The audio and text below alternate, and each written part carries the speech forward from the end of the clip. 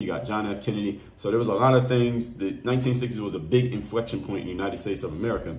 And one of the things that Lyndon Baines Johnson decided to do was we need to, quote unquote, level the playing field for all Americans. We need everybody to get on the same level. So what we now call diversity, equity, and inclusion, Lyndon Baines Johnson the seed of it was planted with what LBJ did back in the 60s, or the ideas he came up with, and then his administration started putting these things to work. And then because he had the structure in place, the infrastructure, further administrations just kept pushing it.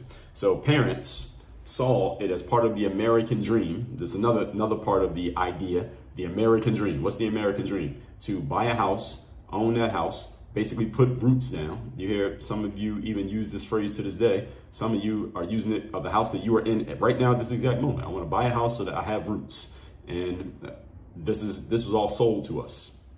And I'm not saying there's anything wrong with you going to college or buying a house and having roots if that's what you want. I want you to understand that these things were marketed to us as Americans. These are not just random independent ideas that you came up with. They were marketed to us to have everybody buy a house. Why? Because it made the housing industry money, because it got you on a payment plan for the next 30 years. Now, do you think that's good for them? Of course it is. With the interest that you pay, that was marketed to you. And again, I'm not saying you did anything wrong if you bought a house. I just want you to understand you didn't just randomly come up with that idea independently. It was sold to you. Same way going to college was sold to us. So it was sold to our parents, most of you, depending on your age bracket. Maybe you were the parent. Maybe your parents sold it to you.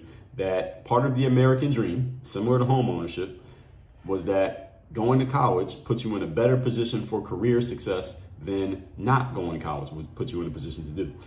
If you were in school in the times that I was in school, let's say the 80s, 90s, maybe early 2000s, you may have even saw graphics or had data presented to you by your teachers that said people who graduate from college make more money over the course of their careers than people who don't graduate from college.